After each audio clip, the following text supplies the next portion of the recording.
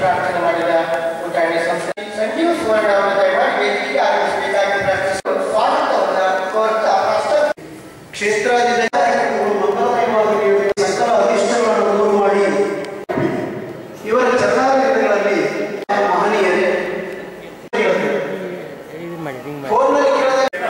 ಯಕ್ಷಗಾನ ಕೇಂದ್ರ ಆದರೆ ಕೇವಲ ಅದನ್ನು ಪರಿಚಯ ಮಾಡುವುದಕ್ಕಿಂತ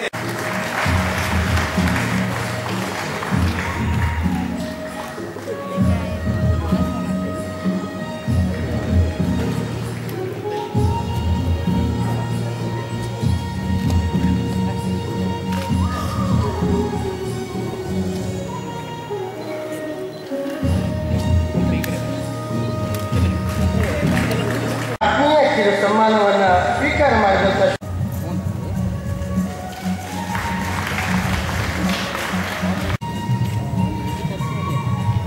ಅವರಿಗೆ ಇದೀಗ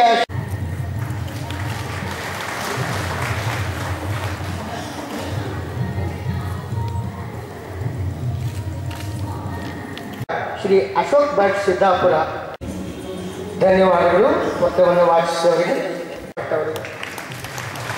ಆತ್ಮೀಯರೇ, ಕನ್ನಡ ಸಾರಸ್ವತ ಪ್ರಪಂಚದ ಅತ್ಯಂತ ಮರೆಯಲಾಗದ ಕಾಲ 12-13ನೇ ಶತಮಾನ.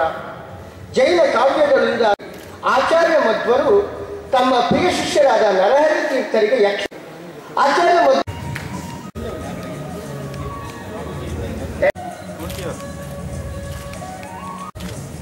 ಧನ್ಯವಾದಗಳು. ಎಲ್ಲರೂ ಸಹಕಾರ ನೀಡಿದ್ದಾರೆ. ಆದಷ್ಟು ಯಕ್ಷಗಾನದಲ್ಲಿ ನಾನು ಆದಷ್ಟು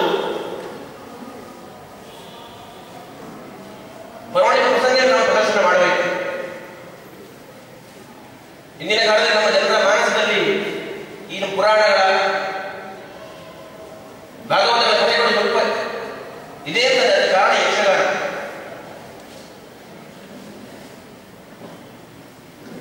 ಇಂದಿನ ಕಾಲದಲ್ಲಿ